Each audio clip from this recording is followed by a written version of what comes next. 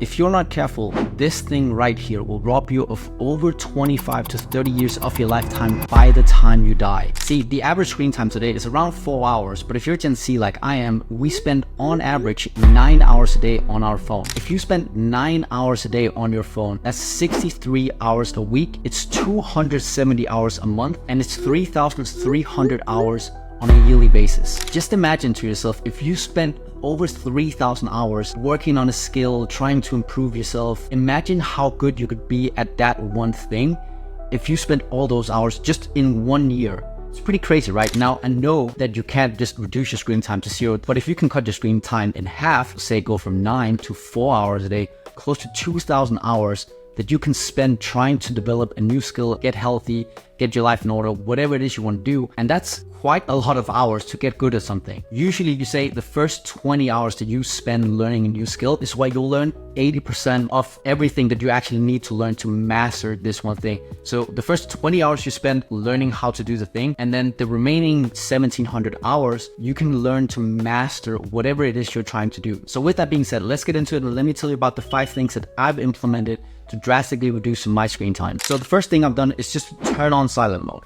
I always have my phone on silent mode. Maybe a few times a year I have it on loud or with noise if there's a very specific phone call I'm waiting on that's super urgent.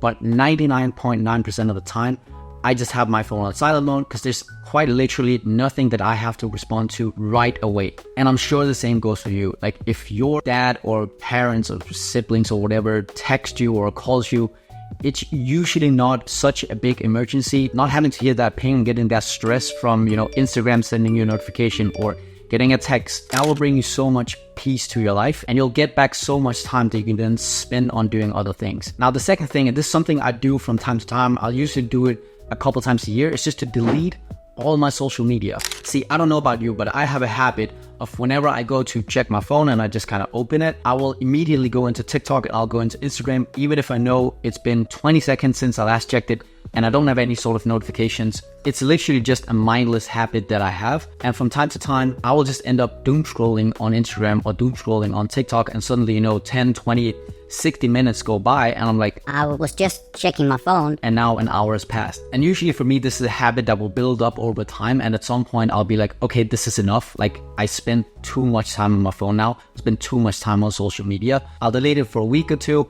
and then I'll come back to it. Sort of my tolerance and my habit of checking it has kind of vanished and I'm back to ground zero, and then I sort of build it up again over time and then I'll delete it again. Just deleting social media will save you a ton of time. If you go into your phone right now and check your screen time, I'm sure TikTok or Instagram is the number one or probably number 1 and 2 biggest time robbers in your day. The third thing you do is turn off notifications, especially turning off notifications on social media. I don't have any sort of notifications coming from Instagram, coming from Twitter, coming from TikTok, because it's not useful to me. If someone likes a picture or sends me a follow request or sends me a message on Instagram, like it's not something I need to respond to right away anyways. And I'll just get reminded and I'll get into the habit again of checking TikTok and then Instagram to see if anything's going on, again, robbing me of more time. And so if you're someone that gets a lot of notifications, you can literally just go into settings and then click on notifications. And then if you scroll down, you can just click on all the apps. And then in the top here, you can just turn them off completely, because there's quite literally no need for you to have them. If there's an app you use frequently or there's a notification that you're waiting on, I'm sure you'll check the app anyways, because you're aware that this notification has to come through. And so you don't need any notifications. Just have it for maybe your phone, your email, and your text messages. That's literally it. Now, the fourth tip is super boring. It's highly effective, a little bit controversial. It will at least kill your entire motivation to ever check your phone or staying on your phone. It's called grayscale. So if you go into settings on your phone and you go into accessibility and then you go to display and text size, if you scroll all the way down to the bottom, you'll see something called color filters, which will take you to this screen right here. If you turn that on, look at my phone now, it's completely gray.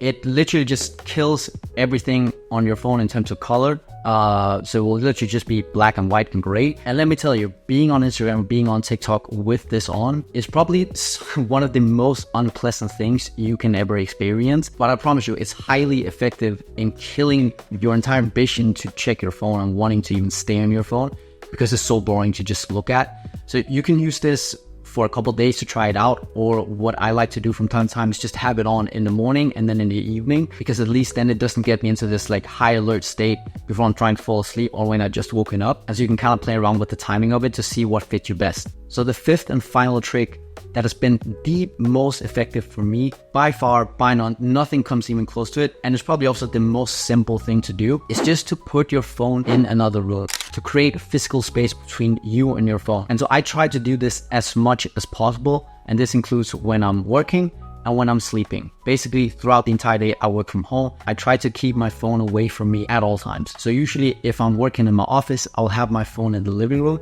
and same when I'm sleeping. When I finally go to bed to try and sleep, I'll put my phone in the living room as well, and I'll just have it charged there. Whenever I do that, my urge to check my phone goes basically down to zero, because it's not near me. I don't have it in my pocket. I don't have it on my desk. Like, I can't see it. And so I just don't think about it. It'll usually take me 1 to 3 nights to get into the habit again of not wanting to check it and not thinking about it.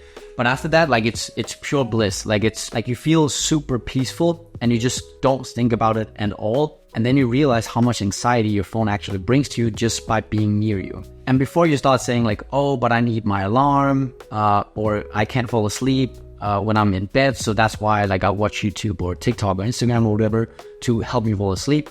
Well, you can buy an alarm for, I don't know, $20 or something. So that's not an excuse. And in terms of falling asleep, read a book. That's what I do. So I'll read a Kindle for 10 to 30 minutes before falling asleep, and that's sort of how I wind down. And it might seem weird to you in the beginning, but I promise you, if you get into that habit just for a few days, you'll very quickly realize that the entire reason for why you can't fall asleep is because of your phone in the first place. And so for me, just putting the phone in another room and creating physical distance between me and my phone helped me not think about it and not check it at all. And that makes it super easy for me to reduce my screen time, because I just don't think at all during the day. So these are all the things that have worked the best for me, and these are my tips. If you have any other tips or anything that you've implemented for yourself that has helped you separate you from your phone and reduce your screen time, leave them down below, because I'll be super curious to hear. And if you like these types of videos, I would highly appreciate it if you gave it a like and you subscribe to the channel. And last thing, if you're into self-improvement and you like trying to become a more confident, a more competent person,